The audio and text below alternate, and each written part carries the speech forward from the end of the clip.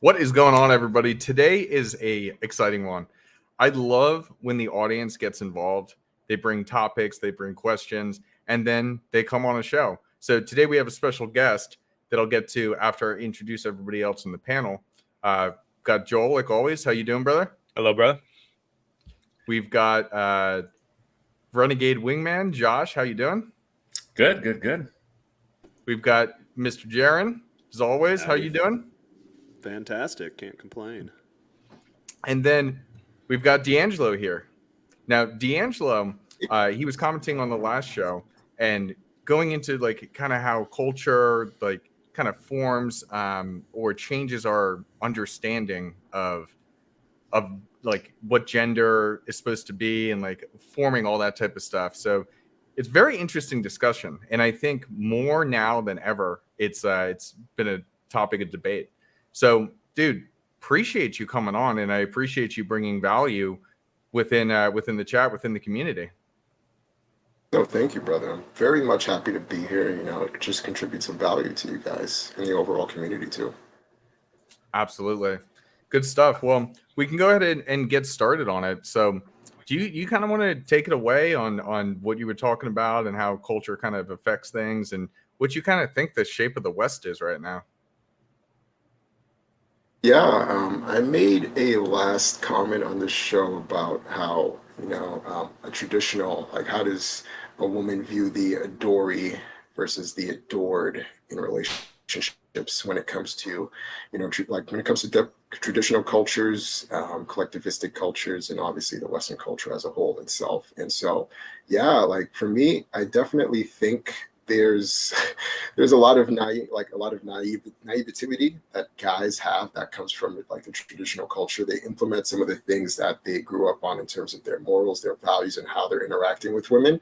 And they have this idea that they have in their head. And by the time they, meet, women from Western cultures, they're like, oh, what I'm doing right now isn't technically, bad because I grew up like this, this is the way I'm supposed to speak to women. But then on theirs, they don't have that knowledge of, they're taking it as you look a little bit too needy, you're too desperate, you're not worthy of my attention right now. So it's just really about just having that knowledge before you go into, the actual gunfight with women. And so, yeah, you just have to be really, smart about how you're interacting with them and just dealing with them as a whole.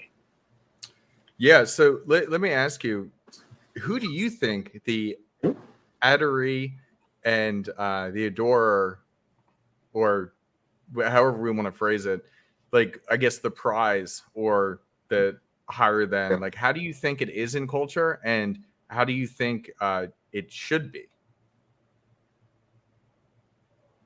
It should be the adored should be the man, and the adoree should be the woman. I mean, because the man, he's bringing so much to the actual relationship, as well as the woman too. But for the man himself, like he's going out to work and working these long hours.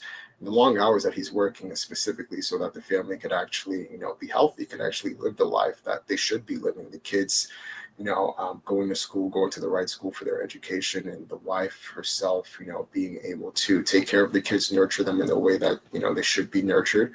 And when it comes to the adoree, it's definitely from the woman's side, because she definitely has to have a man that she respects, loves, on top of it. And so if she doesn't have that in place, it just causes too much instability within the actual marriage, which therefore is going to affect the children. Because if you don't have a woman that necessarily respects you, or or actually that necessarily respects you in the first in the most important manner, she won't do the things that make her a good wife in the short term and obviously long term run for the kids and for the whole entire family. Yeah, and it's interesting. I don't know if you're religious or if a lot of the audience is, but if you go back to the Bible, and there's a reason why the Bible stood the test of time, the basic structure was always God, man, woman, children. And that structure has worked for thousands of years. And there's a reason why, because like biologically, it's how we fit. So when we start to like change how we're viewing things, like, I mean, I see it all the time in media today where they seem to push out like being the emotional, like soft guy is attractive. They can say that, but the results show something different. I mean, look at Jaren. dude's a ripped Chad, and he just kills it out there. And I still have girls that will dick me around or do stuff that I'd rather not have them do. And that's because naturally I like to be a nice guy, but if you lead with that, it doesn't quite work. You have to kind of lead with those more aggressive alpha traits. And then I always tell my guys, F her fast and furious. And then once you kind of get her broken in, for lack of a better word, like she's into you because you've been into her and you've really pushed her horizons to places she hasn't been before.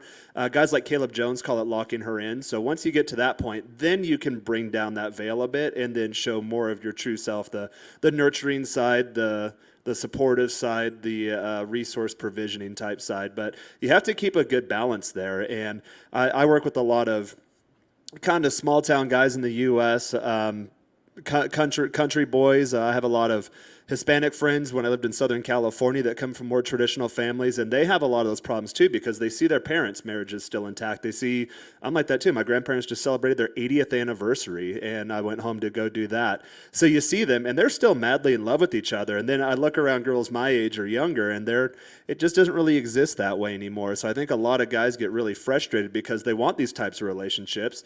If I'm being honest, I'd like that type of relationship too, but it's just not really feasible these days in the modern world. So you hear guys in the space say things like guys are playing by an old set of rules and it's a new game, and then they get frustrated and they come to guys like me or Josh or Huds or Joel, even if they get into the addiction side of things, and they always say something along the lines of, hey man, I did everything right and it didn't work. It's like, well, if it didn't work, you didn't do everything right. You got to upgrade your belief system. And yeah, it's brutal out there in the dating game, but once you get it down, it's really fun, and you can have a lot of good times.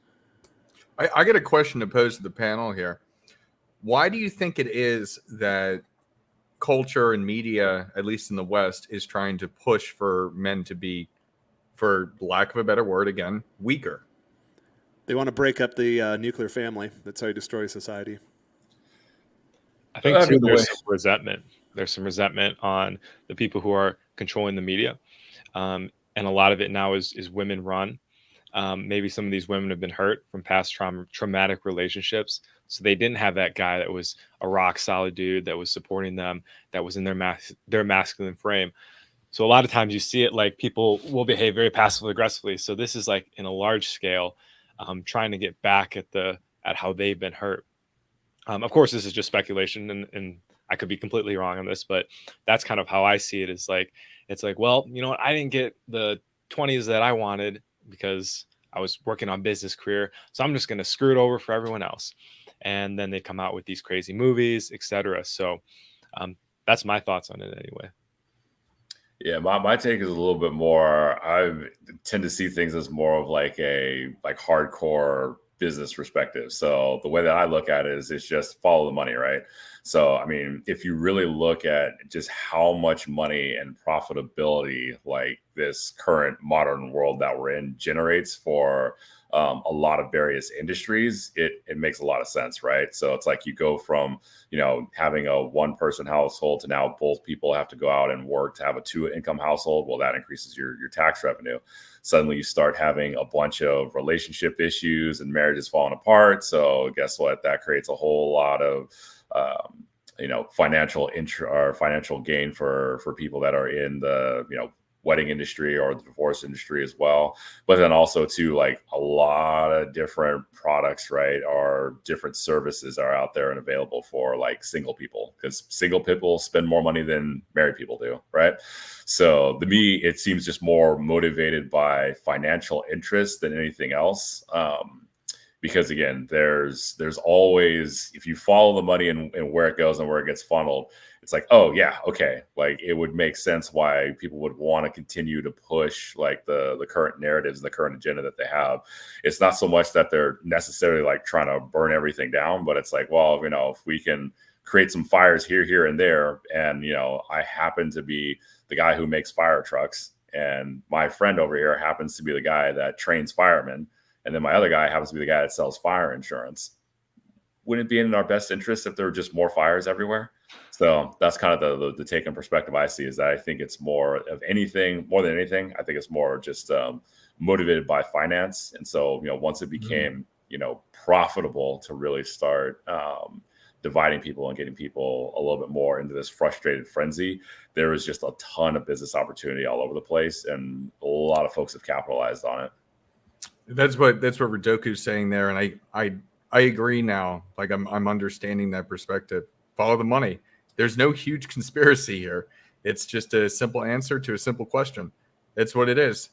There's a lot of money to be made in weddings. There's a lot of money to be made in divorce. And if we can have a cycle that causes people to pay for both, I mean, heck, if you think about it, it's like you're paying whatever $50,000 for a wedding. Well, what if we can get you to pay $50,000 for a divorce too? And then what if we can get you to do it again by signing up for my dating app that will get you the second wife? Well, the other part too, right? Like you look at Tinder or dating apps now, right? They're totally built around a monetization model. So like they actually aren't really set up for you to like find somebody. They're there to keep you like on there continually and perpetually in the circle, continuously looking. So yeah, it's really, really interesting, like how, everything's been sort of monetized, not for your benefit, but more so for your frustration. Yeah, D'Angelo, what do you think about that? I definitely agree. Like, I think the world that we live in now, man, is just like, predicated on just splitting people up and not, bringing people together whatsoever. I mean, if it's much more easier to control people who are apart from one another than people who are actually stand in unison with each other.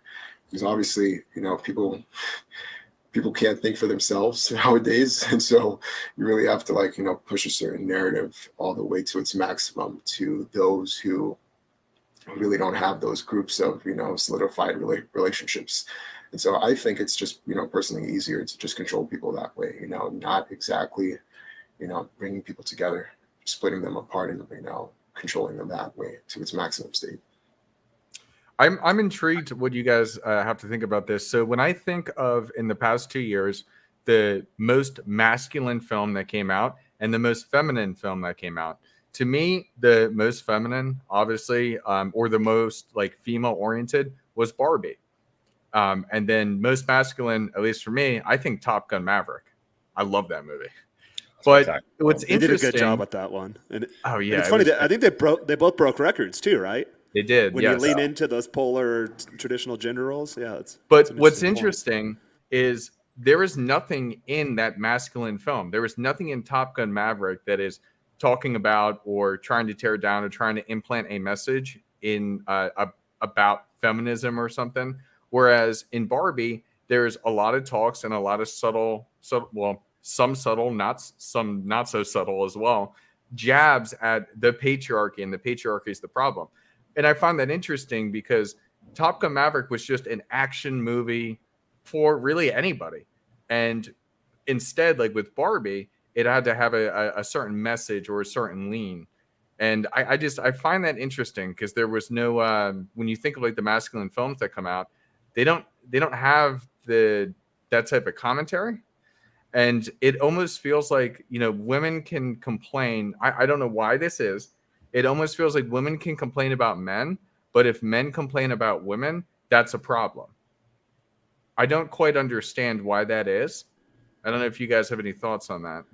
I think Top Gun did have a little bit of it, but it was really subtle. If I recall correctly, wasn't there a female pilot? And that was that. I mean, it was like a C-D arc. It wasn't like a major part of the plot or anything, but they did drop little tinges of that in there. But it wasn't in your face like a lot of mainstream movies have been lately. Yeah, I mean, what was Barbie I think? pretty Yeah, I think what's great about that movie, right, is that it was, if you look at it right from a diversity check, it's like, oh, actually, yeah, they got like pretty diverse cast, like different people, like right, but it's not necessarily the forefront. They're just more concerned with telling a fun story that entertains, right? So, and that's what people want when they want to be entertained. But kind of going back to your question, Husband, around the complaining around which way that it goes. I think that's not necessarily so much like more of a new thing, because it's like, throughout traditional history, right? Like guys just complaining, that's always like the answer is always, bro, just man up, right? So it's like, complaining isn't necessarily like I would say like a masculine trait per se. Now and again, not to say that complaining is more of like a feminine trait or a feministic trait, but I would say that, when people talk about like, people that complain, and when guys do it, historically speaking, there's just been like a very low tolerance for guys in general throughout history to be complaining. So, I definitely think it's more of like, it all stems from kind of where the point of view is, right? Where it's coming from, what's causing this, right? Because again, whenever you hear guys complaining about like, oh, it's hard to date out here, or oh, and a lot of guys, right? Even though it is hard, right? What is the overall vast majority of people say? Like, just figure it out, right? So I think that's where, the good side of this, the community that's come up with the invention of the internet is that it's given a lot of guys like the capability to, right, find the resources that they need to like really address those problems. But just in general, like guys complaining is heavily frowned upon. Even when you're like, your bros are like, you're just hanging out with your boys, and like one of your guys is like, dude, like, shut up, stop complaining, bro. Like, we'll figure it out, right? We'll get through it. So I think that's at least my take on it is more of like that. It's been something that's more culturally ingrained that kind of goes far back beyond what we're doing. I think right now all we're seeing is we're like seeing the most extreme versions of natural tendencies come out, because again, we're in an era where we've solved a lot of the major problems, right? We've pretty much like solved food scarcity. Exactly. Right? Solved, Exactly. like, It's a good point. I want to comfort. stop you. I want to stop you for a second. That's a really good point. We have solved all of the problems. So now people are bored and they want to create problems, because if we don't have problems, life is boring. Very much so. So yeah, we're the victims of our own success, so to speak. So, it's no coincidence, right, that in countries that have the highest standards of living, right, like which are predominantly Western countries, you see a lot of these problems and issues, no matter like how real or perceived they may be. I mean, yeah, we've all heard that saying, like, what hard times make weak men. No, hard times make strong men.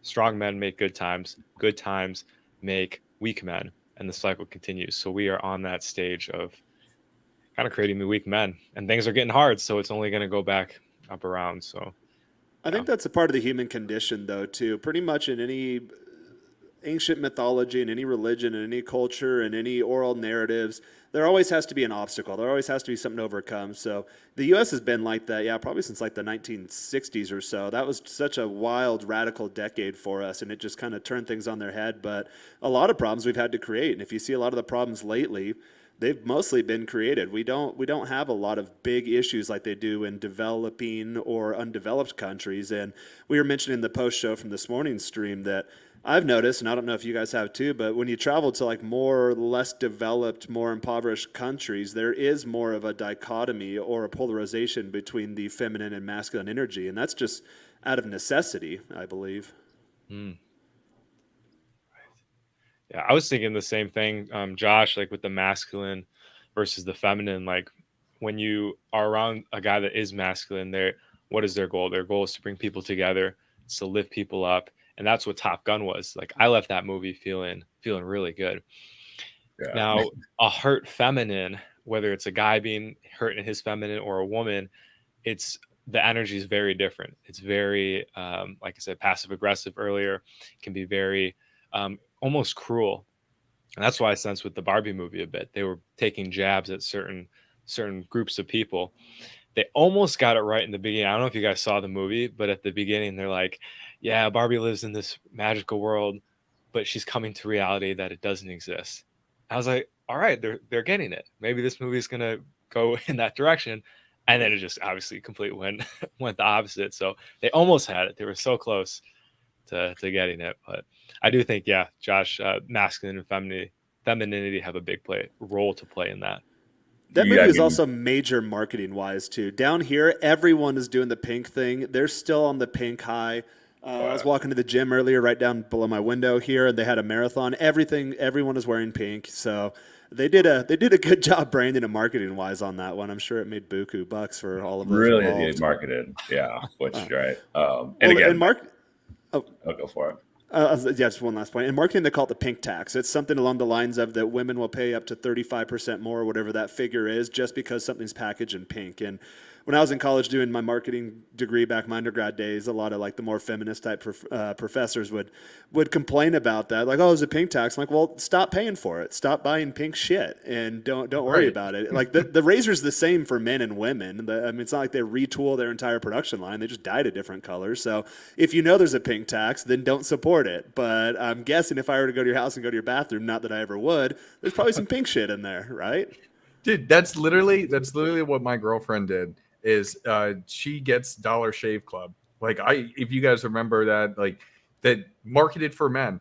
She does that because it's cheaper, because it's the same thing. So why pay? Like why support the pink tax? If you're complaining about a pink tax, it's just how they decided to market it. So don't support it. It just seems very basic to me. I don't know. Maybe I'm the crazy one though. Huds, can you turn off the pink sign behind you, please? Before we continue? It's purple, actually. Okay, there we go.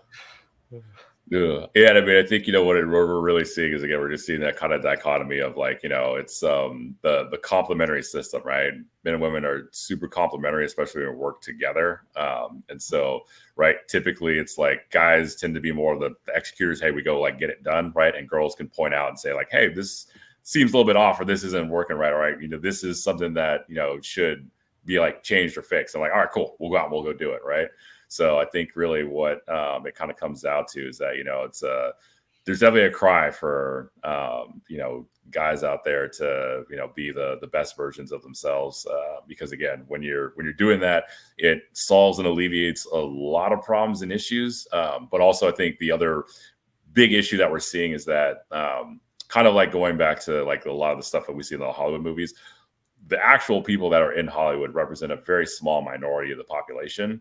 But they have a very loud broadcast channel. And so that's what we see like on the internet, because I mean, sure, most of you, if you actually go out through about your daily lives, right? If you pay attention to all this content, you would think that it's like, men and women are constantly like always at each other's throats, or like, having rallies against each other, this, the other. But in reality, like most people are actually like pretty normal and like pretty cool. So, the issues seem very much more perceived or more overblown, just because, again, there's a very small group that has a very, very, that, is making the most noise and is creating the loudest broadcast channel. So that I think is really, magnified the perceived effect of a lot of the stuff and issues that we're seeing today. One thing I want to point out here, and this is interesting because I just looked it up to verify. So, and this is very powerful, and this is something that I do preach and I do talk to people about. The yin and yang is my favorite symbol ever, because the yin and yang is so true, and it is the foundation, like the pure masculine, the pure feminine, still having pieces of both, but only when they are fully themselves do they come together. And so I was just looking it up here. The longest lasting civilization has been the Chinese civilization. It's been China. And that's where it comes from. And that's what I think is very important for people to take away from this, is that if you're a woman, living your feminine, and then if you're a man, living your masculine, there is nothing wrong with that. Today, we seem to bastardize it. Like there's plenty of times, like my girl will share stories with me where certain things that she does, like the cooking, cleaning, things like that. Like she has friends at work that say why doesn't he do that? Why doesn't he do the laundry? Why isn't he helping? And it's like, well, it's the piece that she fits in the yin and yang that we have together.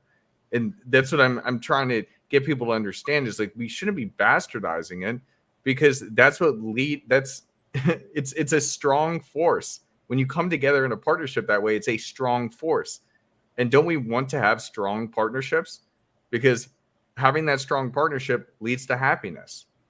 Yeah, and we've been kind of like tricked into thinking that we're like in competition somehow, versus it's like, no, we're like actually like supposed to be on the same team and the same side, right? So that's the tough part. And again, it's tough on both sides, right? Because, you know, especially in this space, right, we tend to like focus more on like the horror stories and everything, but it's also like, you know, if you flip the coin around and like look at the feminine perspective, like there are a lot of guys out there that are like messing up, right? Like, I mean, you know, there are guys that will go out and like, you know, Tinder swindler type situations, or you get guys that, you know, don't know how to like really handle their business or just kind of like wandering aimlessly through life. And so, yeah, I mean, for again, like, you know, if I was a girl, I would be highly frustrated with the dating pool as well, because, you know, there's just a lot of guys out there where, you know, I was working with one female client. She said, yeah, I was going out on a date with this guy, and I was so impressed because he made a reservation for the restaurant. I was like, oh my gosh, like a guy making a reservation at a restaurant is like impressive. Top because female. Like most guys are, like not doing this. It's like, you know, so the good news is for you guys out there is like the bar has been set so low that to stand out and really be exceptional, like it really doesn't take that much to really like boost it. But again, it sucks because, you know, the big thing that I, you know, try to tell for both my male and female clients is that like, yeah, we can always have our opposing views of, hey, we're like in competition with each other, but let's just understand, like, we've been kind of running this model, like, you know, kind of since the 60s, and like no one's really winning. So, you know, men certainly aren't winning. Women definitely aren't winning. Like nobody's truly winning. So it's like, all right, like it's time to take a step back and reevaluate. Like, okay, you know, how can we actually like come together and win rather than continuously like, you know, again, listen to everybody telling us that we should be at odds and that, you know, like we're supposed to somehow be in like some competition. Yeah, 100%, 100%, Josh. Quick, D'Angelo, did you have something to add on that? I saw you kind of.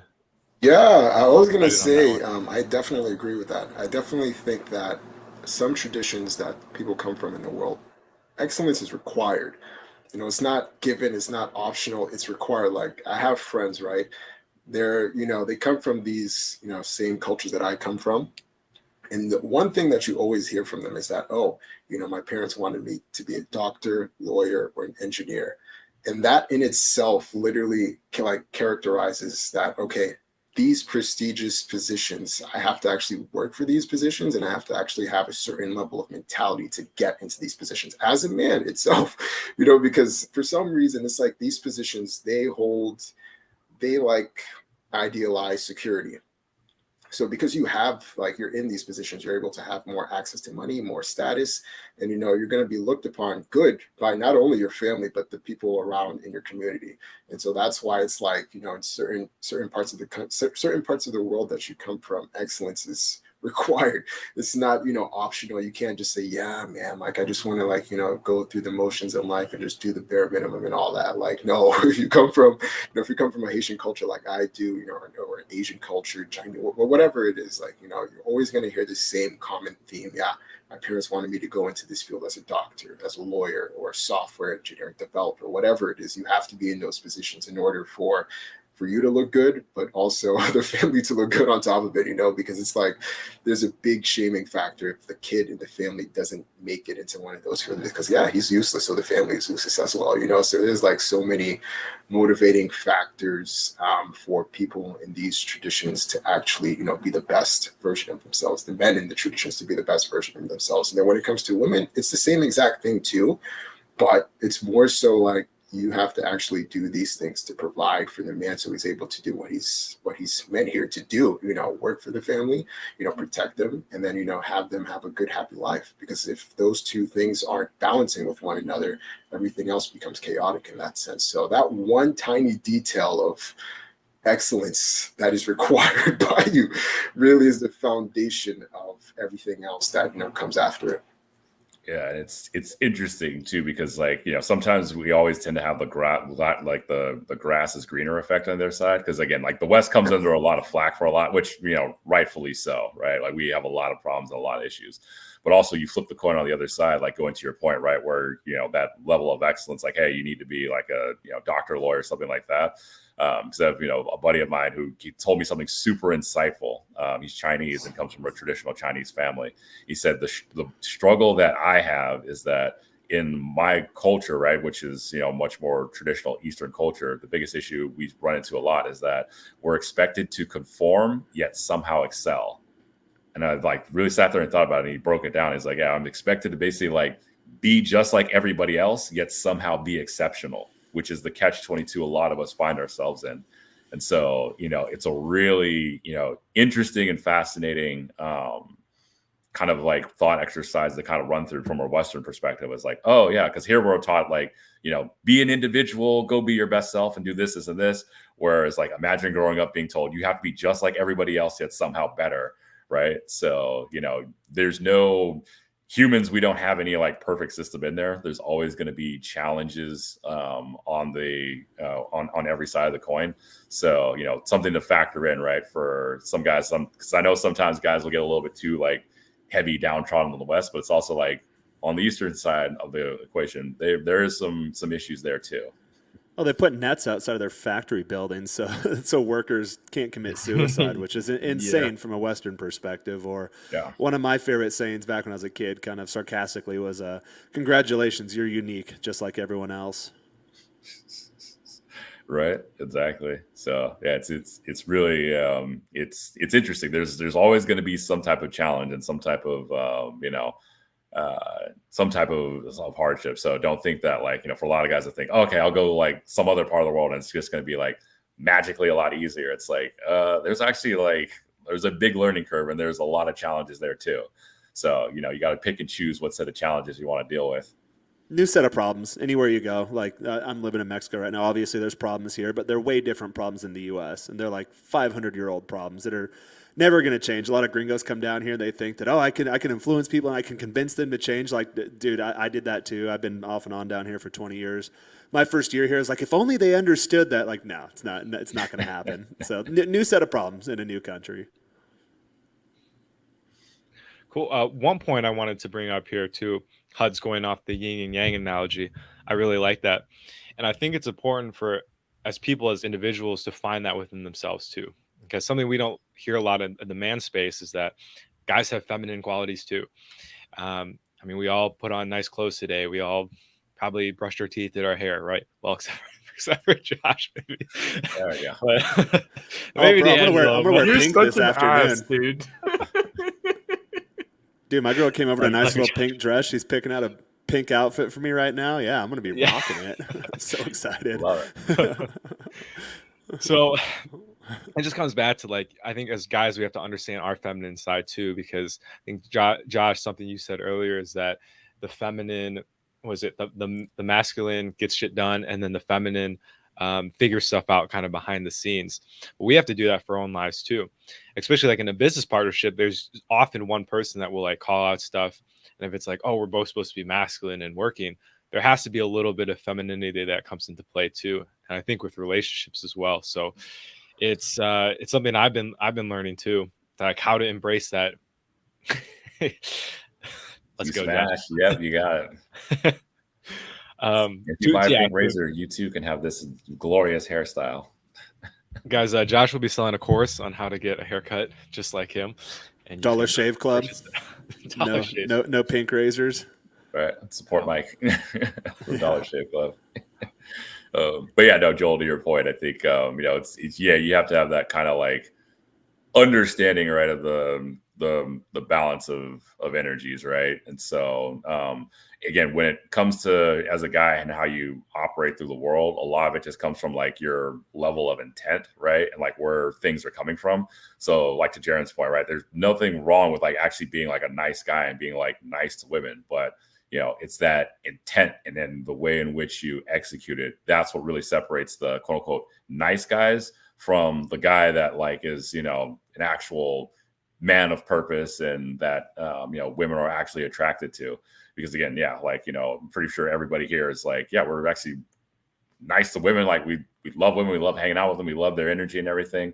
But like, you know, for me and myself, I was definitely like, more like a formal nice guy, or it's just more of like, oh, well, like I'm nice, but I'm like secretly hoping that, you know, someone will just kind of notice and then like magically everything will happen. Right. And then it's just like, you know, waiting for the unicorn to appear at the end of the rainbow with a little pot of gold and a leprechaun dancing around, singing the song like, welcome, you've made it out of the friend zone. Right.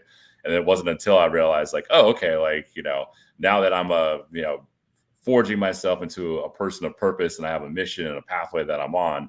And then now when people are included into my circle or on that pathway, then yeah, I can be very nice and be very generous with them as well. I think that's where, again, the big mental shift and the difference was more of like, hey, this is kind of my pathway and I'm including you in this, versus more of just like, oh, I like really hope you pick me because I'm just, going to out nice everybody else. No, that's a great point. And one thing to understand is somebody who is very masculine tends to end up with somebody who's very feminine. So when you live in your true masculine, the likelihood of you finding a woman who is much more feminine and fits with what you're looking for, that probability goes up. And so exactly what you're saying with the whole nice guy thing, like acting like a nice guy is not going to get you maybe the feminine woman and wife that you're looking for. And also, when a woman's in her feminine, I've noticed that it draws your masculine out of you. You seem to find that, going back to the yin yang comment, you seem to find that counterbalance. So that's why, personally, I don't like dating women that are more on the masculine side, especially, dude, I see this every time I go back to the US. Still beautiful women, but kind of more on the ball busting side, kind of more sarcastic. And for me, I'm just like, yeah, no, I don't want to deal with that. And then girls in the US, because I've lived down here for the last few years, they look at me like it's a problem with me. Like, dude, what's wrong with you? Oh, you got an ego. You got a big head on you. It's like, I just don't want to deal with that. Like, my girls down here are hotter and they're sweeter and they're just more feminine and they're just better, higher quality humans to be around. Why would I waste my time with someone who's going to try to bring me more towards my feminine when my girls here, they're just super sweet all the time. I can just do my thing and she's out here doing the dishes or picking up my clothes or something right now. Why would I trade that for something that's not, one, physical attraction wise, girls down here are more attractive than girls in the US by far. And two, like, they're much more feminine. Why would I even entertain you? And these American girls, it blows their minds when I say things like that. But I've noticed, for me personally, I like being in my masculine. I don't like having someone challenge me or ball bust me. Like, I have the world shit on me enough day to day as it is. I've got my own problems. I've got my own things I'm trying to tackle. When I disconnect from my digital world and go into my analog world, I want peace. I want tranquility, and that's what femininity can offer you.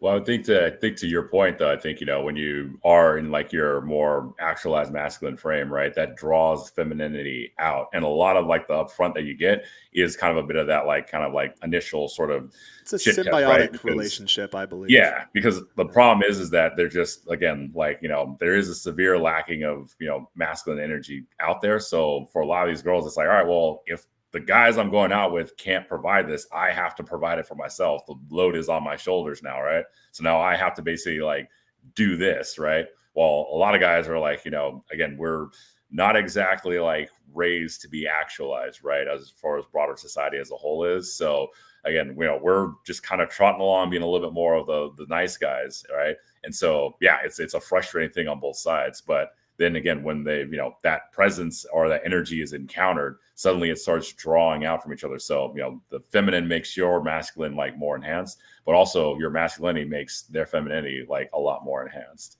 So, I think to your point, the yin and the yang, they definitely draw the best of each other out when, you pair them together. And when you have a super masculine chick, sometimes like going off that, it can draw out like femininity in the guy as well, because it's like brings out just uncomfortable emotions. It's like, ugh. And then stuff gets reactive, and so that happens a lot. Like, I'm in the US right now, and when there's like a super masculine chick, my guard kind of goes up a bit. And I'm like, oh, I don't like this. Like, I don't feel masculine anymore. Yeah, you feel that anxiety, that tension, that kind of like, oh, well, maybe, like they try to break you down. It's like, I don't want someone to break me down. That's what my boys are for, to identify my blind spots and sharpen kind of some of my rough edges. But for my girls, I want them to build me up. I don't want them to break me down. And feminine energy, I always say, is an amplifier. And unfortunately, a lot of women don't know how to harness their feminine energy, which is truly sad, because I believe it's the most beautiful thing in the world. And I think that's the big issue, is that it's not taught in the same way. Like, what did they have? They have finishing school in, is that in France or something? Like, where they the UK, teach like the feminine truth. Tallulah, she talks about that. Yeah, so like they either, I don't know if they still do, but they definitely had in the past, just teaching how to be like polite and how to be cordial, how to be a woman. And we don't really have that anymore. Instead, what, at least in the Western society, what they're pushing out is, as a girl, you can do anything a guy can do. Okay, technically, yes, that is true. But also, not everybody is uniquely special to be able to hold the qualities to do so. And the big message behind that is you can do everything a guy can do because we have all the products that we can sell you and build them exactly the same way that we do. Because life as a guy is extremely expensive. Wow. It's funny then if like a guy's like, okay, well, I'm gonna do some things the women can do. It's like, no. No, yeah. Well, and yeah. Childbirth. No. Well, I They mean, try. it's some things are just, like we're just better suited to certain things. Like, if anybody ever told you they had a male nanny, everybody would be like instantly be like, That's weird. What's going on here? This is just weird. flags. Yeah. Yeah, that guy's a Like- weirdo.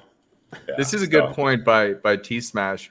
I recently had a plate leave, and just so everybody knows, a plate is just a term used in pickup and dating for somebody that you're casually dating before you move into a more serious relationship. So I recently had a plate leave because she said I was too masculine, but loved it when I was taking charge and getting things done both in and outside the bedroom. Most of these modern women just can't handle guys like us, due to them not having strong father figures who took charge and had any masculine features, other than maybe their grandfathers, because it was more common in the past. I think that's 100% true.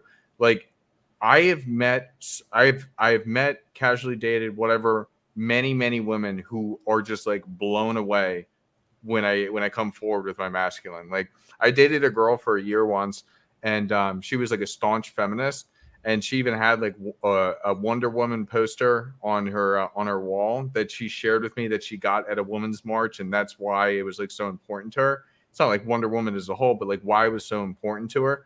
And then whenever we would get into the serious discussions, whether it be like political or society, anything like that, she would always then agree with me. She would always fall into my frame and my belief system because of being a natural leader.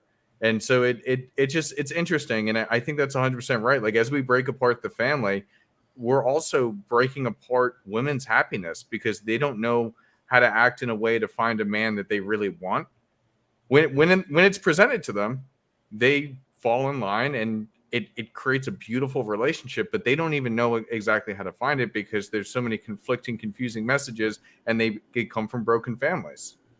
You'll notice when you pick apart most women's belief systems that a lot of them are beliefs that did not originate in their head. It's the belief system of the strongest male or masculine influence in their life, whether that be their boss, whether that be mainstream media, could be their boyfriend. I've noticed personally, and I've said this many times, and a lot of people argue with me, but anecdotally, let's just say, it's always been true for me that my best women in my life, they always have really masculine dads and or brothers, or both. Like my main girl now, it was never a plan for her to be my main girl. We just started kind of seeing each other casually, and she just became cooler and cooler, so I wanted to see her more and more, and then she just kind of worked her way into that position. But getting to know her dad's like a major of a foreign military. All of her brothers are still active military, and she's just as sweet as can be. And I've always noticed that with the girls I've dated. When you start asking about their family life, like, oh yeah, I love my dad, I respect him. I think she's here working in Mexico for a company her dad and her brother own. Her brother lives here too. He's cool as hell. So I've always noticed that when like my best girls, when I start meeting the family, the dad's always super alpha and the brothers are always super base too. And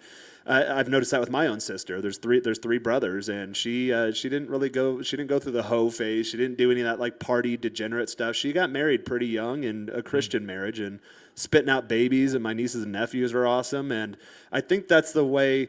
Again, a lot of people argue at this, but you can just open your own two eyes and connect it to your brain. Click that thing over; it does function. You can see it with your own eyes. I don't understand why people don't understand that.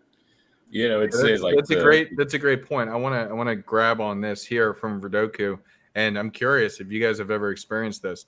A girl saying to you, "I'm breaking up with you because you're too great for me, and I just can't." Have you ever had this? Maybe not in the exact words, but have you ever had this happen? Well, it's yes. like it's self-sabotage, right? So the women will, like, you see this a lot, like they'll get the guy they actually want. But like with your situation, Huds, they have so much programming that even if they can be feminine for a couple months, eventually those masculine, what they learned is going to come back and it's going to start poking its head out. So I think this happens a lot. Like the woman will find the guy, and it's not they can't. They can't because they don't want to. It's not because they can't because they don't want to. It's because all their old conditioning comes up, and they don't have the skill to stay in their feminine. So then they become back to their masculine, and they probably get, and again, speculation, but if I was a girl and I was in that situation, I'd be afraid of then the guy leaving me once he sees that I'm not this feminine sweet girl that I portrayed. So it's easier to just say, hey man, I'm out. Like, I don't want, as a protection mechanism. So Yeah, they know you're going to leave them at some point. I've had that happen quite a bit. And I always tell my guys on my channel, your game gets ahead of you. So you'll think you're at a level, and then you'll start noticing new things. For me, recently, this last summer, I've had a lot of rich girls attracted to me. Like them pursue me. I'm like, okay, I must be at that level now. That's cool. But your game always gets ahead of you. But I've noticed at some point in my evolution that girls would get to that point where you'd get them, and then all of a sudden they'd start screwing things up. And I'd say things like, hey, like, what the hell's going on? You're doing such a good job, or you're doing everything right. And then after the fact, they'll start feeling emotions for you very intensely, very quickly, and then they kind of pull away, and then you just kind of, I would say, meet distance with more distance. When the dust settles, she'll come back out, and then eventually you're like, hey, like, I'm not going to put you in that category of my life. You can swing through, we can hook up or whatever. And eventually, as months go on, years go on, girls you'll start to get to know them better, and you'll start hearing that type of feedback, like, hey, I know you're dating other girls, and I really liked you, and it scared me, and I knew I couldn't hold on to you. And I think that is quite common. And a lot of guys, they put women on a pedestal and they don't realize how insecure they really are, especially when you start dating a higher quality, like on an SB, on the S&B or on the what is it, HB10 scale, hot body scale, 1 to 10. When you start getting up like maybe a 7, 8, 9 or above, a lot of those women are actually more insecure than some of the 6s. I always say with American girls, you'll get a 6 in California who thinks she's a 10, and then you'll get an 8 here who thinks she's a 5. And it's really ridiculous how that kind of works. I would say that to that point of like being too good or too masculine or whatever, and sometimes girls breaking up. In my experience, a lot of it has been a fine balancing act, and so there's certain things that if you don't get the timing of it right, then that's going to be like a noticeable kind of shift in energy, because there's going to be a bit of that ebb and flow, a bit of that back and forth. Because again, we all have this. An interesting thing to me is that we have this like really weird rose-colored glasses when everybody looks back on the 1950s, and it's like, oh my gosh, everyone was like married and families stayed together and it was happy, but it was more of like they were all cheating. 23andMe social structure, was keeping everybody in line, but everybody below like 23andMe like actually came out and found that 40% of the people that are in their database come from like different family lineages than they thought they did. So there was a lot of rampant. I doubled my cousin base. Oh yeah. I get new cousins every year reaching out. My granddad's cheated. My uncles all cheated. Yep. Yeah. So it's, so it's not just the hey, just because we have a social structure that's like kind of a little bit conducive doesn't necessarily mean like, oh no, everything was like okay in in Beaverville, like in Leave It to Beaver. It's actually more of like, hey, that fine balancing act. And again, it's very individual and tailored to you and your situation, because again, whatever girl you have, she's going to have slightly different needs and requirements. And it's up to you to really suss out what those balancing acts are. And for me, looking back on past relationships, I can see now it's very clear to me and apparent, okay, here's where the balance was tipping over here. And you needed to ease up a little bit off the gas pedal, or get on a little bit more to draw them back in. And okay, that's where it kind of faltered a little bit. Because again, left to our own devices, right? Humans, we can be a little bit self-sabotagey, but that's also the one of the bigger unsung parts of being a guy, is that in your relationships, you do have to manage the balancing act of it inside. And again, when you get it right, it's spectacular and phenomenal. But it does take a bit of a learning curve, because I've learned myself the hard way that, oh, okay, what's blaringly clear to me now, back then when I was first learning and going through the motions, I was just like, oh, like, yeah, it's fine, like I'll just stay the course and I'll be okay. And it's like, oh, nope. That's for a lot of conservative guys. That's a great point. Let me hop in here. I want to give D'Angelo a moment to speak on this. is D'Angelo, I'm curious what your thought process is here on like why potentially women self-sabotage their relationships, or why they are acting more masculine today, why they can't fall into or find that femininity.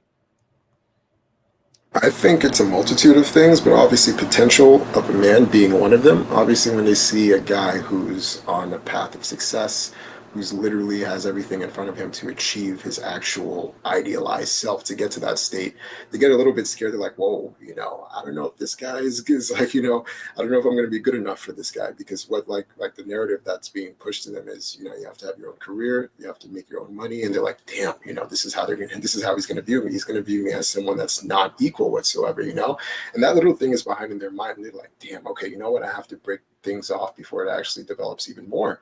And obviously from their familial side, from family side, it's their parents, the fathers. If they don't have, like, the fathers are like the first line of defense, depending on what they do, where they come from, what their kind of morals and values are, to really shape, how a woman in that family is going to be viewing men as they go into the world. So if he comes from the military, if he has, a prestigious position in a law firm, whatever it is, someone that's of high status, they're going to say, you know what, this is the kind of man that I should be actually going out into the world and looking for. And this is what I have to do as a woman to actually obtain that person, because they actually have that firsthand experience within their family of seeing, okay, this is what the perfect man in their eyes should be. And if they don't go out into the world and do it, obviously everything is going to be a bit more unstable for them. And it doesn't help when you have all this media, continuously facing you and telling you that, hey, yeah, you have to be this way and you have to make this amount of money and this is what actually guys want. Instead of just having those conversations with men and just saying, hey, yeah, so what can I actually do to be a better girlfriend, a better wife, whatever it is? And literally the parents are right there for you to see. And if you don't have that within your life, it makes everything a lot more, uneasy for you to actually go out into the world, interact with different men, and have those conversations that you should be having with them. Yeah, no, I 100% agree with you on that. The way that I look at it is that men and women are not equal, but men and women have equal value. And now what I mean by that is that there are different roles that we play. So when you look at the childhood development, those earlier years, I don't know exactly what the numbers are again, but like, let's just say like from age 1 to 7, that is the time that it's so important to have a mother involved. Or maybe 1 to 10 or 1 to 12, something like that. But once you hit the teenage years, that's when having a strong father is like the solidifier, the cap on that child's development to make sure that they are successful in the world. And so we're both just as valuable. We are not equal because obviously, I mean, just look at us. We look different. We've got different Different our muscle hardware. fibers and things like that. Like there are differences, but we are of equal value. And I think that that's something that gets mixed and confused. Like if my girl is if she's cooking, cleaning, doing some of those tasks, well, you think, oh, well, that's like what a maid does. That's like lower value. So, no, it's just as important as the executive who's making decisions for the company to move forward and continue to grow. And maids make bank in some places. Like if you're a maid in like a nice place, dude, you're making more than guys are. And there's also like a good degree of like like personal autonomy or accountability that comes in the side for both men and women, right? Like on the men's side, right? It's like I can sit here and talk about being high value masculine man and traditional family values, but if I go out like being a playboy and like I knock up 6 girls and I'm not there for any of them, guess what? I just created 6 of the exact same situations that I'm complaining about, right? Mm-hmm. And so if you're a guy out there, what you really want to ask yourself this question, especially if you're, because it's a fundamental question a lot of women ask when they're dating guys is, can I bet my future on you? And that's a real question, right? So if you look at yourself, look at where you are and say, hey, if I was a girl, would I bet my future on me or would I bet my future on somebody like Jaron, right? Or Huds or Joel or D'Angelo? right? So that's a very, very important question as a guy. Like, you have to make sure that you ask yourself this question, because then you'll find the answers to what's going on in a lot of your dating life in that. Because if you can't answer it like with absolute clear certainty, then, you know, there's obviously some work that needs to be done. But again, you know, there's my thing with the space especially is a lot of accountability. So it's like, hey, let's not contribute to the issues that you know, we often complain about. Yeah, when it comes to the broken family thing, I think that really does have a huge impact on modern society, to the point where I've noticed it in my situation. I was the oldest son of a single mom, which has its own implications, because you are taught that you receive validation through acts of service, which works in like the family environment, but that doesn't work in the dating market. And you have to unlearn that very quickly, especially if you're the oldest male of a single mom. I've noticed the worst girls I've dated have always been single children of single mothers. And so like the mom is like the girl's friend and not a parent, but the mom secretly hates the girl because she's younger and hotter than the mom. It's a really weird dynamic. And at the end of the day, what happens when you don't have these relationships modeled in front of you? So when I did the serial monogamy thing for a bit in my 20s, and I realized, okay, I'm a good guy. I got my stuff together. You know, I've got goals. I'm aggressive. I'm ambitious. Like, why are these relationships not working out? Well, I don't have that problem anymore. My relationships are fantastic. But I realized that I never had those relationships modeled in front of me in my parents' environment. I did live with my grandparents for a few years as a kid, so I love being around my grandparents because I see how a male-female relationship should be. They've been together 80 years. They've built an empire together. And, okay, cool. Like, that's something I can look towards. I've noticed that in my family, my alpha uncles, they're still the ones that are married, and their kids ended up being the most well-balanced, put together, level head on their shoulder kids. And again, these are things you can see with your very eyes, but at the end of the day, when you don't have these things modeled in front of you at those crucial stages of development as a child and then adolescent, then ultimately what happens is women don't know how to receive a man's love, and a man doesn't know how to give a woman his love. And I'm not talking about romantic Disney fairy tale type stuff. It took me a while to get into it to where I could start feeling my own emotions. Emotions are just energy in motion.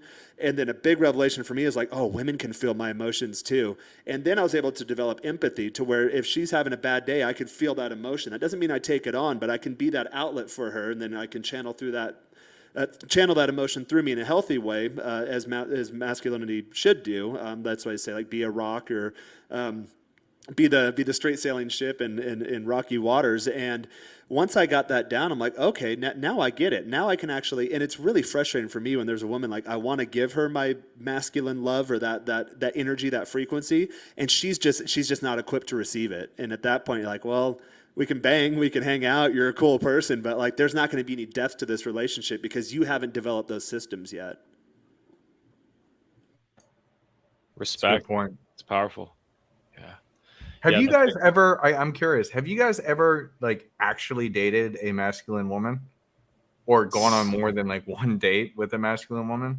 I mean, I've done a couple where like it starts off like that, but then I realize that's just like kind of a defense mechanism, because then I start getting into like the kinds of guys that she dated before in the past, and they were again like guys that just weren't holding the ball, right? And it's just like, all right, well, you know what, like, well, you're in for a very different experience here. So it's like, again, once it got kind of past that, you know, very initial first phase where it was just kind of like the weeding out test is like, oh, okay, cool. Like, you're self-possessed, and like, you know, I can actually feel comfortable and confident with like betting my future on you.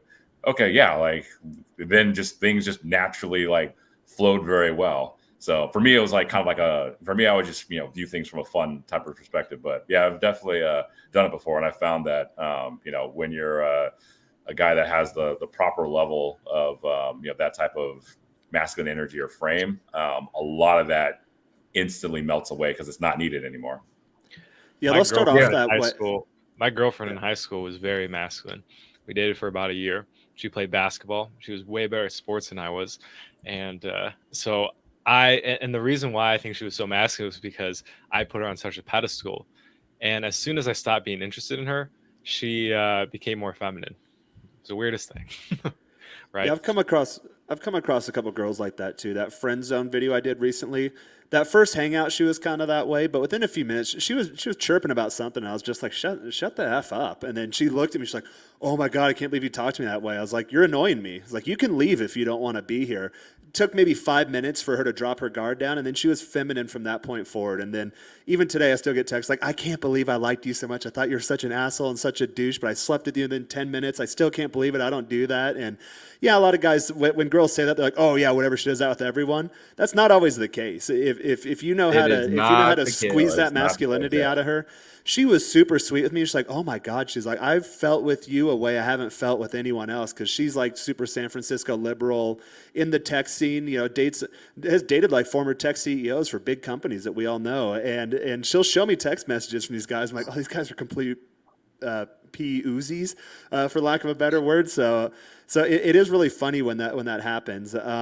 Or there's girls I've met before, yeah, maybe they've had like a military background. They start off kind of masculine, but I always say the bedroom's the last bastion of masculinity. So if you can like really give it to her rough and get her into a submissive position, then a lot of times that energy carries over into your interactions when you're outside of the bedroom. And then again, usually it's not, and they don't do it consciously, like, oh, she's trying to shit test me. It's like that's the energy that she has had to carry in her life, because there's such a lack of masculinity in the West these days. But when she comes against you, you're like, hey, knock that shit off. It's annoying. You're like, if you do it again, you're out of here. And then she's like, you'll see a look of relief come over her face, and they're actually quite comfortable going into their femininity. No, that's a good point. It's a great point. Definitely when it comes to that with the bedroom, like that's why I think it's so stupid when you got certain guys out here saying like a woman's orgasm doesn't matter. That's the biggest horse shit, stupid crap. I just can't believe that people like that can even be taken seriously. Because if your girl's not getting off, then bro, yeah, she's gone. She'll find a guy who knows what he's doing. Because that is the most animalistic way of that yin and yang, essentially. I want to ask you guys this question though too before because I see a lot of people commenting. I want to make sure I grab it before it goes anywhere. Jake, I love this. This is a really interesting question. So why do you guys think that certain cultures have been able to hold on to the family unit while others are struggling with it? Well, I think Josh kind of touched on that a little bit. Like when a culture isn't as developed, they need to have those masculine and feminine roles to survive. So the guys need to be out working, they need to be, in the military protecting.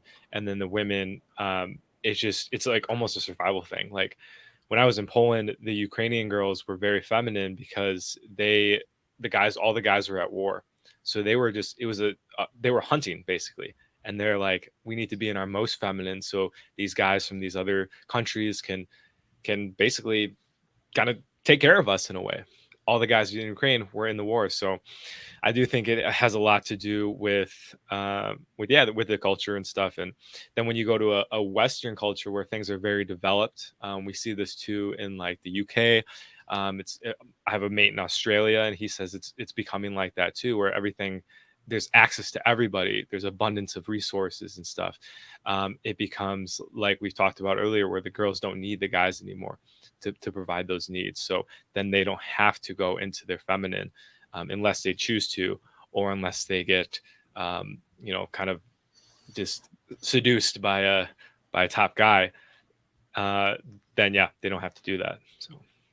Yeah, I mean, I think you summed up the point, pretty well. I mean, we're especially in the West, right? We've fostered a very stable environment for ourselves, right? And we've solved a lot of the major big survival problems and issues.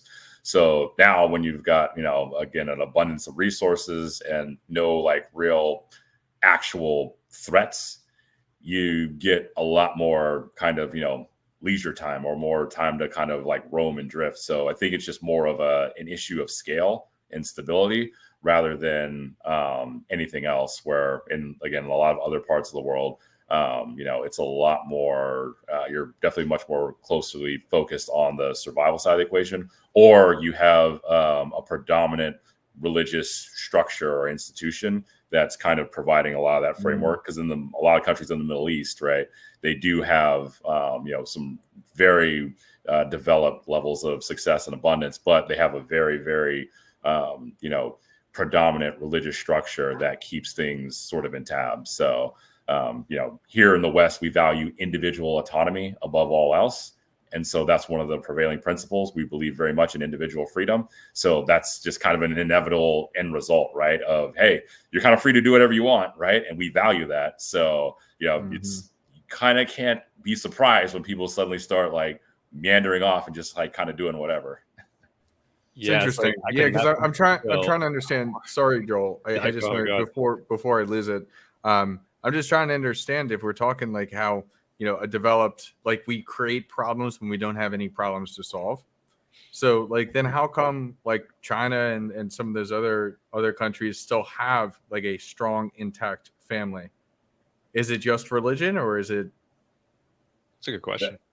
No, I mean, that cultural structure is a lot more authoritarian, right? It's always about the collective. It's not about the individual. So you as an individual actually don't matter. What's more important is the royal collective. So that's a large reason why the family unit is, right, it's intact, but at the same time, the trade-off and cost with that particular culture is that your individual autonomy doesn't matter. You as an individual doesn't matter. Everything you do is about propagation for the overall greater good of the entire society. So your actual individual autonomy is completely sacrificed in exchange for the grander, broader society at large. So that's the like extreme opposite of like where we're at, right? Where it's like, you know, family and all that stuff doesn't matter. What's more important is how you feel and what you think. Where over there, it's like, oh no, it's all about like, you know, having a very good, strong, like It's all about family, unit, not the individual. You don't matter. It's all about China as a whole being a strong, populous country and nation and people versus you, the individual. I was really saying like the same that. thing. It's just like it's a pendulum, and it's gone way too far to the other side. And then you find those beautiful countries that are just kind of chilling in the middle. If you think of that, like when you go to a therapist's office, they have that ball that just swings back and forth. It's like America's here, and then it's like China, America, China, and then you find the middle ground, and it's just beautiful. It's like, yeah, I mean, you know, if you want like a great example of that, you know, you can look at the Chinese Olympic training camps, right? Where like for the Chinese ping pong team, right? They literally have this giant warehouse facility where they have roughly 3,000 people in all these different sections and rooms. And they have a bunch of these warehouses all so that way they're dedicated to basically becoming the absolute best. So that way they can make the Olympic team and represent the folks, they can represent their country in the Olympics. And then everybody else just gets discarded and thrown back to a factory. So it's like, hey, your sole purpose is for this one thing. So if you don't make it or survive, you're just kind of going off to the factory and being useful elsewhere. But, you know, no one cares about, hey, do you, you know, really want to try and be a doctor or a lawyer? Like, no, you are here for this specific purpose because this is what's going to be the benefit of making the entire country look good. So yeah, it's really interesting, like how, like if you flip the other side of the coin, like, you know, that perspective is very much like, again, it's not about the individual at all, which I think stems a lot from the Buddhist tradition, because the Buddhist tradition is about, you know, there is no such concept as self. It's all, everything is interconnected and all is one. So from that perspective, right, it's like, hey, there's a already underlying religious culture that says that the self doesn't matter. It's all about the greater whole.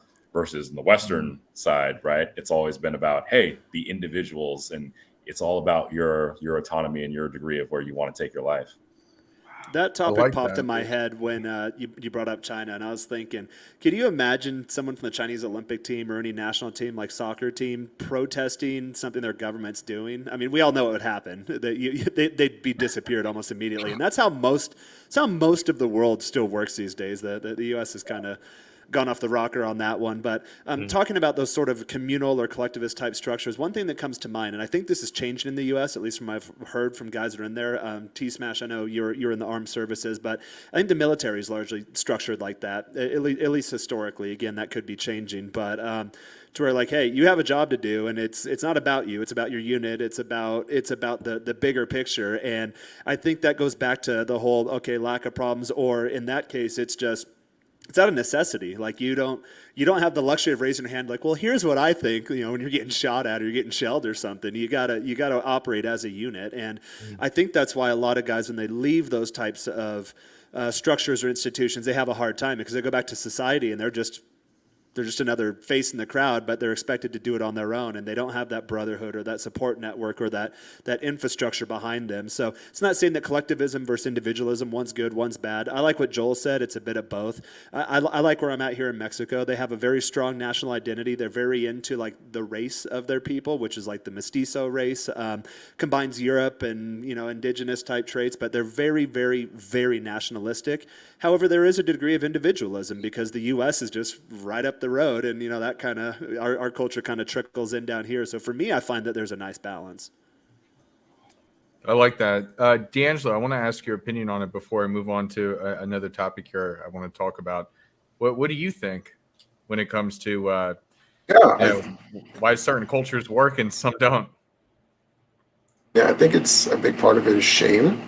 Like, and I know it's crazy just like how it sounds, but yeah, definitely shame is like the major thing for me. Like, if you do anything that is looked upon badly, not only by yourself, but it's also going to affect your family as well. Like in the Haitian culture, one of the things that like my parents consistently see and I've seen as well is that if a kid gets a bad grade at school, whatever it is, everyone in the whole entire village and neighborhood is going to hear about it. It's going to be like, wow, that kid is actually a dumbass. This kid is coming from this family who's like, very not that much all that intelligent. And so anything that you do within the family is going to be shameful, depending on if it's bad. But if it's a good thing, everyone is going to be like, yes, this is a family of respect. This is people that we could actually follow, people that's going to be leaving a good dent into the world, And so I think having that shame makes people, fall in line, fall in line and stay within the family unit because you don't want to do anything that affects your mother or your father because they've done, a lot of things to, keep the whole household intact and to, pretty much give you life and, allow you to do all the things that you need to do. And so any little tiny thing when it comes to that is just, it's frowned upon. And you have to really, make sure that everything that you're doing within life is, looking upon good within the family. But over here in the West, I definitely think it's different though. Like as you guys say, it's a lot more focused on the individual self and what you're actually bringing into the world, which is great because it really forces you to be your own person and not just fall in line to just what people that like talk to you and tell you just to listen to all the time as you're growing up, and you pretty much have to have a mind of your own. But you don't have that support system of people that could actually you could fall upon in times of crisis, in times of stress, need, whatever it is. And so it's very much having that mixture of both sets you up for success long term. But the world doesn't work like that, so it's what it is. That's a cool perspective, man. Yeah, I would have brought my family so much shame. So much supportive. Yeah. No, I like that. That's definitely true. I like how you use that word shame. Like that's definitely true. Like that kind of holds things together. Awesome. So Josh, you need to run. So before I dive into the next thing I wanted to talk about, go ahead and let people know where to find you, what you're up to, all that type of good jazz. Yeah, thanks very much, guys. It's a fantastic conversation as always. If you want to find me, you can find me through my IG or my various socials. So it's all at Renegade Wingman. Essentially, the fun things that I got going on is September 16th. I'm hosting a 2-hour webinar. So first hour will be focused on what you can do today to start actually increasing your income, as well as how you can really start building and actualizing your dream lifestyle. And then the second hour is going to be a live Q&A, so you have direct access to asking questions. So I'll actually be launching the sign-up link for that very soon here, but hopefully I'll see you guys there. And then I'm an active member and admin in the 10% community, which is kind of a offshoot of Rich Cooper's Unplugged Alpha brand. So if that's the type of message that resonates for you, you can either reach out to myself or reach out to Jaron. Jaron's also in that group as the admin and is very active in there. So yeah, thanks again for having me, guys. Catch you guys soon. Always a pleasure. Thank you, brother. Yep. Have fun. So the next piece I want to throw in here is we're talking about tribe. So, respect and a role, it's the other spelling of role, is also provided in these types of cultures. So this so-called individual in that tribe is actually an outcast. And I find that interesting when we talk about like whatever it is, like sigma male or something like that, or gamma male, whatever they kind of characterize things as. And I like this. We as men are naturally driven to have our tribes. We are better together than we are apart. When I think about this, myself, Joel, Jaron, I don't know, D'Angelo, if you do any content creation, but we are content creators.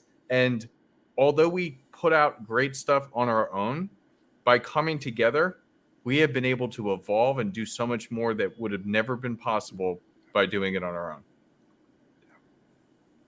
It's incredible. I agree. Yep. I was just reflecting on that this last week. Like my channel's been growing quite crazy, and I'm like all the things in the last couple months that have helped it grow, a lot of it I've learned from you guys. So it's just like we're all in this together, and it's much less lonely too. I'll say that as well. It's way more fun hopping on these things, and then just okay, I'm going to talk for an hour about how my life is different. It's like you don't really look forward to that. Well, it's a grind when you're doing it by yourself, and it's nice being in the trenches with someone else who has your back. Oh, yeah, and I think that's what's getting lost, because at least in American culture, it really has pushed more and more and more to the individual. You can do whatever you want, but it's lonely. It's lonely when you are only focused on yourself, and then you get to the end of the road. And I mean, hell, just thinking about it, since I saw something about her again recently, like Jennifer Aniston, she can't have children, and she hates it. She hates the fact that she could never have a family and create her own little tribe. And she regrets it all. She regrets putting it off while she was focusing on herself as an individual and her career. And that's a shame. It's a shame. Nobody deserves that unhappiness. And so I think that's something that is kind of lost a little bit today, and it's not pushed as much because people look at a family as, oh, okay, the white picket fence, the house, the 2.5 kids. It's boring. They view it as boring, but it's not, because there's so much other fulfillment that comes out of being a part and creating your own tribe. I like that. Exactly true. I haven't thought about it like that before. I've never really wanted kids, but when you put it like that, I'm like, that sounds a little cooler. The older I get, the more that paternal kind of urge or instinct starts to develop in me and emerge. When my first niece was born, because I always thought like, oh, I don't want kids, I'm an individualist and I'll do my own thing and conquer the world by myself. But when I first held my little newborn niece, like something came out of me as like a paternal, like a deep-seated instinct. It was the craziest thing. And my brothers, we're all about the same age. We're 18 months apart, me and my other brother, and then he's 18 months apart from the twins, girl-boy twins. And my brothers, we were talking the other night, and they said something like, yeah, like I know none of us want to live at home, but like let's find somewhere like to live together, and then we can all like kind of come together, and then we can start growing in life together, because we've all been successful in vastly different industries. And it's to the point, and it's funny because my youngest brother mentioned that. I was like, you know what? I was kind of thinking that too. And I think that's an idea that the Tates put out there. Like, hey, my brother's my best friend. I live with my brother. And I spent a month backpacking through Europe, the Mediterranean, the Middle East with one of my brothers, and then a couple weeks at home with all three of us together. And like, I love you guys to death, but like, there's nothing like your blood brothers. Like, I can literally look at either one of them, and it's like looking back at myself, but vastly different experiences, talents, strengths, and weaknesses, and we do kind of build each other up. So that idea got popped out there. I was like, well, all right, let's maybe start putting a timeline to it and discuss that more, but. That's something, I know it sounds weird, but the Tates talk about all the time. And when they mentioned it, I was like, yeah, that does make sense. Like, why wouldn't we all get together and all have kids together and then coach all their sports teams together and educate each other's own kids? Like, why would we give it to like a bunch of public school pedophiles and a bunch of weirdos out there? It doesn't make any sense. And it's such a foreign concept. It's foreign for me saying it now, but it actually makes sense. Yeah. Well, I was adopted, and Huds has a sister, so Jaron, this hurts a little bit. Oh, I didn't. Oh, Joel, I didn't mean to hurt your feelings. No, dude, I'm screwing around. No, that's funny, and it's interesting. Like Spartan, as you're saying that. Well, first off, let me just give a shout out. Thank you, Jill. I really appreciate it. We're we love doing it just as much as everybody else enjoys hearing it. But I find this interesting from Spartan Existence. So yes, I do have a sister, and I'll tell you what, I would 100% do exactly what like the Tate brothers did with my sister. We just have that type of relationship. It took a long time for us to get to that place, but we have that type of relationship that exactly what Jaren's talking about, we could absolutely do, and I would enjoy. I don't know, maybe you guys haven't seen me and my sister interact, so you wouldn't know, but like I talk to we my really sister do get every along. day. It's it's kind of weird like when me and my people don't. sister have like, it's almost like she is a brother. It's kind of, yeah. So like we joke around with each other, we bust each other's balls, but yeah, no, interesting. That brings me on a point too, because I mentioned whenever people tell me like, "Oh, I haven't talked to my brother for years," or "Oh, this person's estranged from the family," that is so weird to me. It's like I talk to my siblings every single day. And my sister, we talk.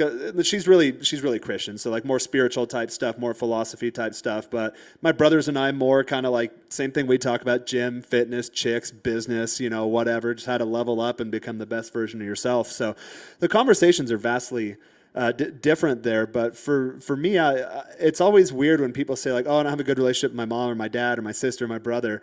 And that brings me to a point where even outside of that, because my day-to-day interaction, since I don't live in the same area as my family, we're all kind of dispersed. I have people here that I would consider probably as close to me, if not closer than my family, on like a day-to-day type basis. And this is something, Joel, I mentioned him to you in the post show of the previous conversation. I've been watching a lot of like Casey Zander stuff lately. And one thing that he says that I really like, and it's something that I've always said too, that guys, when you do have women in your life and you do have good relationships with them, treat them well. Like I know when you come to the red pill, it's kind of like, "Oh, she's hypergamous," or "Oh, she's a carousel rider," or "Oh, whatever." And a lot of guys dog chicks and they wonder why they have crappy relationships with chicks. Like it starts with you, bro. But when you do have solid women in your life, doesn't matter if they're blood or if there's just a girl you're seeing or like a coworker, whatever, like treat them really well, and that'll bring the best out of them. And that goes back to Huds's point in terms of, or Huds and Josh were talking about it in terms of if you want to see a change on the dating market, then it starts with you. So reward the good girls in your life, give them that positive feedback. 100%, and that just creates good karma, good relationship karma when you're just treating people well. Yep, not being a pushover, but actually treating with kindness, which we've talked about before. D'Angelo, any thoughts on that? Yeah, I think if you're, a good person that actually does, treat the women in your life good, treat the family that you have good, everything is going to come, better for you down the line. And it just creates a lot more peace, for yourself, even if you're going through a lot of chaos, when it comes to work itself, the people that you're dealing in work, getting, and just increasing exactly where you are right now from life, just to get to that, idealized point that you see yourself.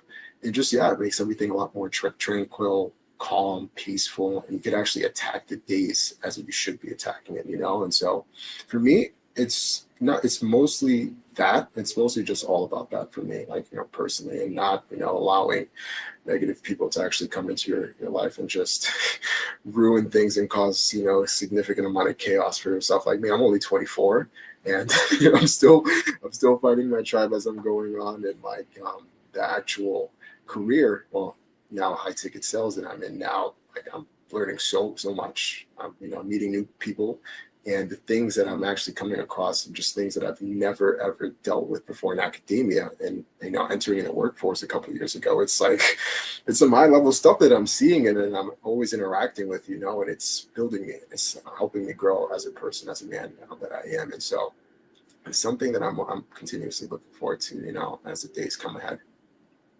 Awesome. Well, we're happy to have you as part of our tribe. Really appreciate it. Yeah. I want to call out. Yeah, I want to call out here. T Smash. Appreciate your love.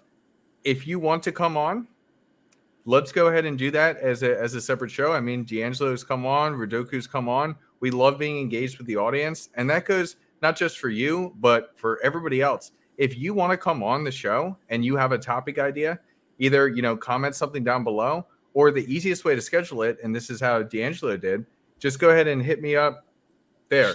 Hit me up. It's so on, hard to do that. I know. I always forget like where The camera's There we go. reversed. Yeah. So just go ahead and hit me up on Instagram and we'll get it sorted. Exactly how I did it with D'Angelo, and it was super simple. And we really do. We love this. We're nothing without you guys, and that's why we love having people come on. We love the interesting topics. We love the conversation.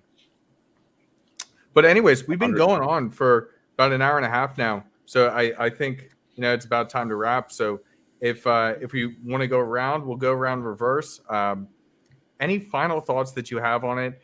If there's anything that you're currently working on or that you want to share, go ahead and plug it. D'Angelo, we can start with you. How was your experience on the show? How you feeling? Yeah, it was great. It was honestly great, guys. Like I came across, like I was just telling the guys, Jaron, that I came across them. Like I think you were in that episode too, Jaron, like 2 episodes ago, the burnout, the burnout in the workplace and, just increasing your productivity.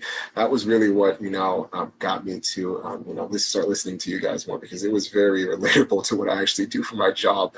And like that in terms of like what I'm doing like right now. Yeah, I'm just keeping it steady, with my obviously 9 to 5 and just with this recent offer that I just interviewed for today. And it's like, it's like I had to take it today. If I didn't take it today, then, that opportunity would have passed by, but hopefully I get it. But yeah, other than that, just working, doing photography on the side and obviously high ticket sales here. So yeah, improving all the way around. It's good stuff, man. Love to see it. Awesome. All right, Jaron. All right, guys, I have a few things going on. So you'll see, if you haven't followed my channel already, go down there, follow the channel. Doing a lot of collaboration with the guys here on the panel, so you'll see more of these familiar faces on my channel and my faces on their channels and so on. That's how we're building our tribe in the digital content space and building each other up. So if you want to be a part of that or see the evolution of the brand, hit that little link down there, or follow me on Instagram at Men's Shrine. If you have any questions in terms of like dating, fitness, any like Mexico, Spanish topics, minimalism, location independent living, working remotely, any of that stuff, those are my areas of expertise. So feel free to reach out to me there. I am putting together a dating course, which will be launched here at a date that will be revealed in the future. So I'm making some headway on there. So if you guys have any questions in terms of that, I'm having to reverse engineer kind of my process and then remember when I was going through the stages. So definitely if you have any questions, anything that you think should be covered, it will be very comprehensive, but I want to make sure I don't leave anything out. So reach out to me at Men's Shrine on Instagram. Video requests. I've been doing most of my videos lately have been questions directly from DMs from you guys. That helps me out a lot as a content creator because, again, sometimes like I have a lot of these things down in my life. They're things I figured out years ago, and then someone asks me a question, I'm like, oh, I remember I had to go through that mental process 7-8 years ago, and then I'll do a video on it. So definitely, guys, we're all accessible up here. Reach out to me with anything you need directly. I'm also an admin in the top 10% group, so if you want to check that out, definitely do so. I believe there are going to be some changes to like kind of the group structures under Rich Cooper's brand. We're going to look at getting kind of our own thing going. So just reach out to me, let me know what you're working on, and then I'll point you in the right direction and get you off on the right foot to start leveling up in your own life. Good stuff. All right, Joel, let's hear it. Awesome. So yeah, appreciate everyone coming on again. I'm blessed to be a part of this channel and to be doing this. It's absolutely changing my life. And I think I finally found my tribe. I've been looking for many years. So yeah, appreciate everyone who's coming today. If you want help on quitting addiction of any kind, you can come to Sobriety University. Talk about alcohol, marijuana, pornography, which is a big one for guys, certain food things too. Basically anything that you can get addicted to. I probably got addicted to it. I'm a week off peanut butter today. And my face is already This is the dumbest story that you keep telling me. Bro, this is important to me. Peanut butter is good. I've been working hard on this. And so it's great. 1 week off, my face is starting to slim down already. So, hey, the miracle is happening. And I know someone, let's see, MGAZ in Clips, so they need to quit weed. So, hey, I hear you, man. I was a big weed addict. I couldn't stop. I was in big trouble. I was dealing and stuff and getting all kinds of trouble. I got robbed about 10 grand. That was my low point. And that wasn't even enough for me to quit. So I had to get into even some more trouble. But anyway, I understand what you're going through, brother. And if you want any help on that, feel free to reach out to me. You can book a call with me and we can kind of just get an assessment of where you are, what some of your long-term goals are, and then see if I can be of value to you in any way. So other than that, yeah, subscribe for some more addiction recovery related content and keep coming back to the Men and Now channel. We got some awesome stuff on the horizon. So over to you, Huds. Absolutely. So yeah, dating coach, you guys have heard that 1,000 times already. But get that off there. Right there. Like, on share, Instagram. subscribe, comment, show us some love. No, Help us right grow. there. If you want to reach out for anything, anything dating related, I can help you out with that. I really do. I pride myself in taking somebody from zero to hero pretty quickly. I mean, Joel, we've talked about this, and like, you don't even come to me for questions anymore, because I love helping people. I don't want to take your money ad infinitum, like as a lot of other people out there do. If you're struggling with something and you want a happy, healthy relationship, I'll be able to get it for you. And I am passionate about it, and I'm not going to give up until we make it happen. And I'll get it as soon as possible. So definitely hit me up there if any questions on that. Other than that, 3 p.m. every Sunday. We appreciate you guys. If you have any show requests or if you want to come on, just comment below or hit me up on Instagram and we'll make it happen. But other than that, thank you guys. This was an absolutely fantastic discussion. Enjoy the rest of your Sunday.